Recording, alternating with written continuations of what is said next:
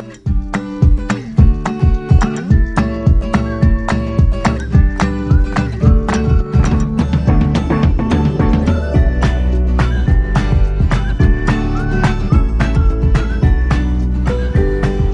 a way to start the Tuesday morning than looking into my beautiful face.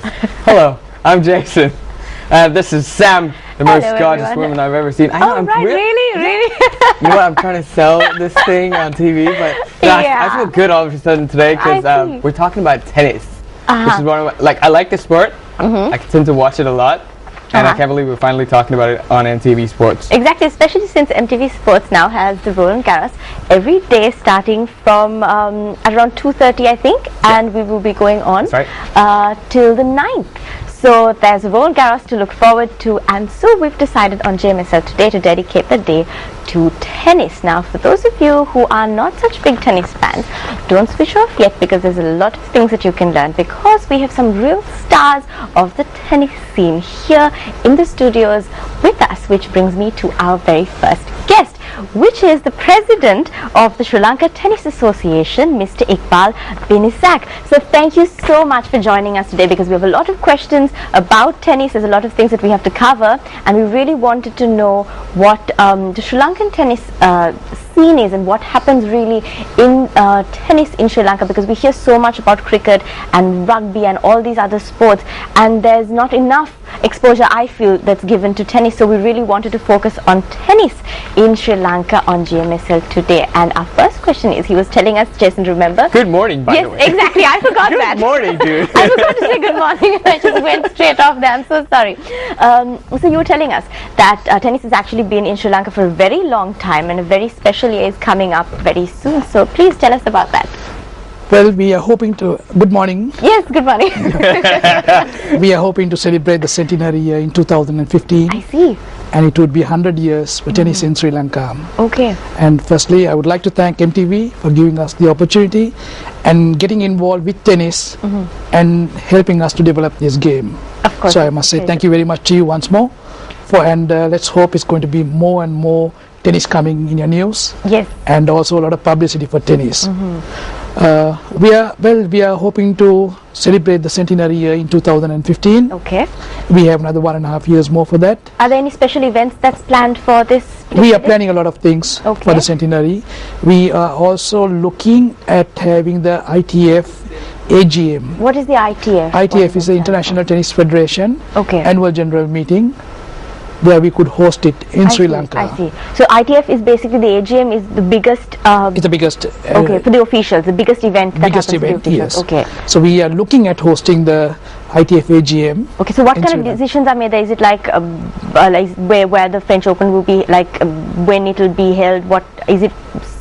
No, you see what happens is the ITF, you see, they plan their annual general meetings every year in advance. Okay. So we have requested to them to let us host the AGM this year in 2015. So we might see some big players coming down to Sri Lanka. Of course, yes. That is, we want to have some friendly matches.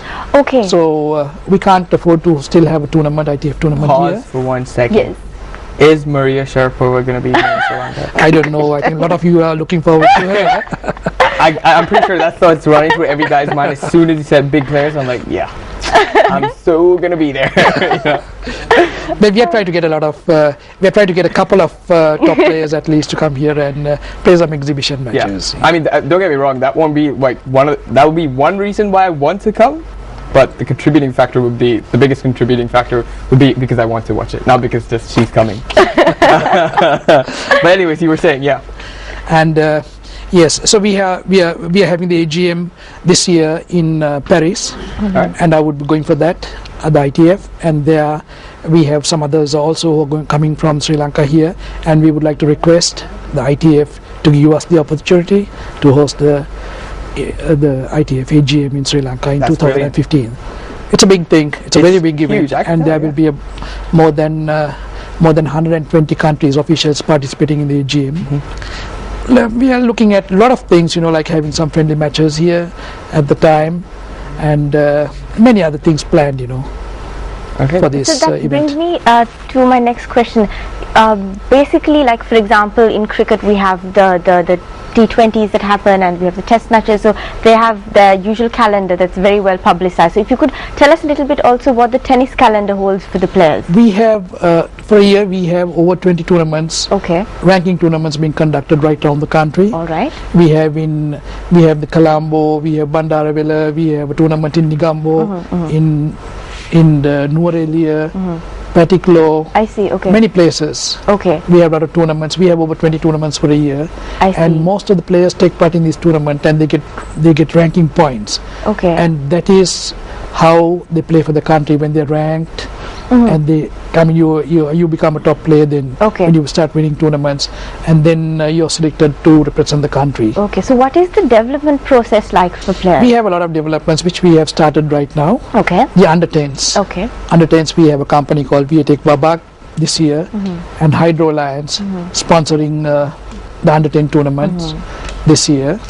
And this year we have. So we have a lot of under-10 players. We have over 2,000-3,000 players in the under-10s taking part. So this is what the association is doing to uplift like the local image of tennis with the locals pretty much. Yeah, we have started a lot of tennis in a lot of places. Now I can say in Negombo we have over 600 tennis players only in Negombo. Oh wow! Taking part juniors. That's amazing. And many years back, people used to say that were the sports for the rich, but it's but it's no more.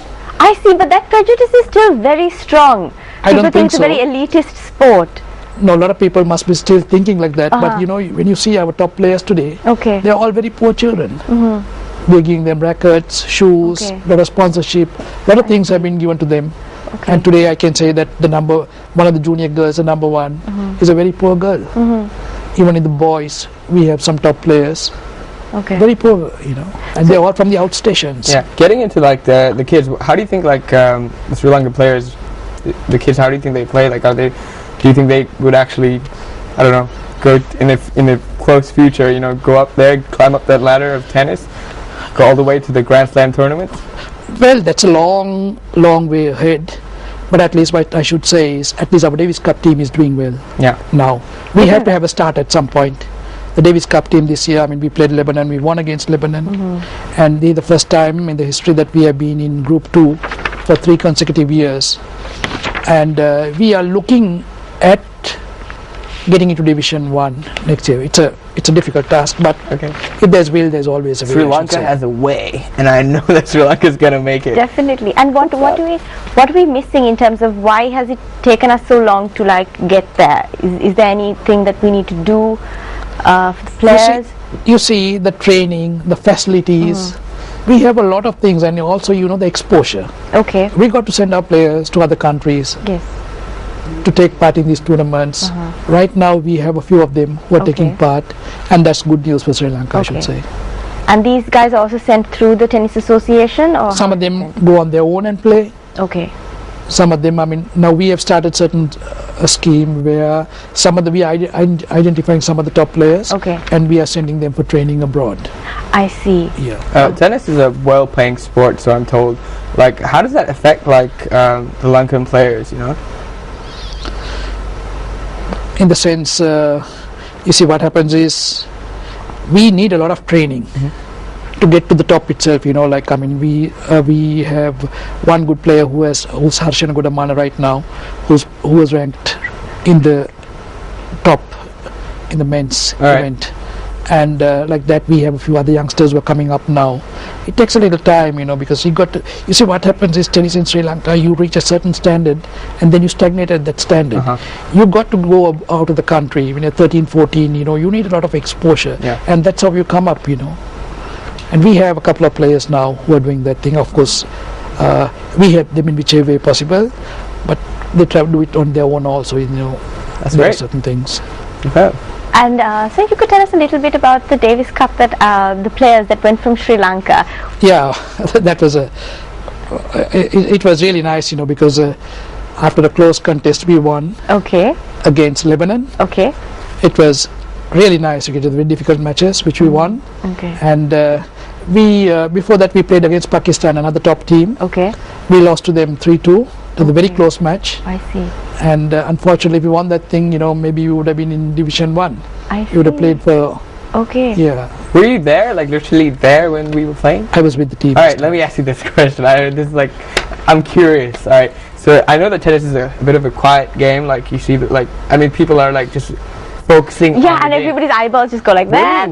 When we won, did Sri Lankans go like, yeah, take that, or something? Of course, it is a great win. We were all proud. And the boys did really well, they played some wonderful tennis. Yeah. We played against some of the top players in the world. Lebanon had one of the top players. I see. But we still managed to we overcame that. Yeah. Like the Terminator or something. I'm trying to put... Okay, I don't know where I was going with that, the Terminator, why?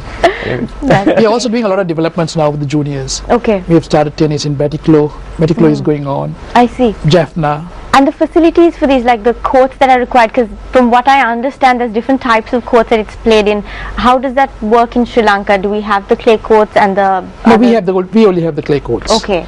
We have the clay courts. Is that a disadvantage for players when they go? No, you see the French Open, it's all clay courts. Okay, alright. It's different surfaces, you see what happens is Wimbledon is played on grass, French Open is played on clay. So when they have the international rankings, does that affect them? Or no, you see what happens is with the international rankings, the rankings are not taken from Sri Lankan tennis. It's not from these tournaments. Okay.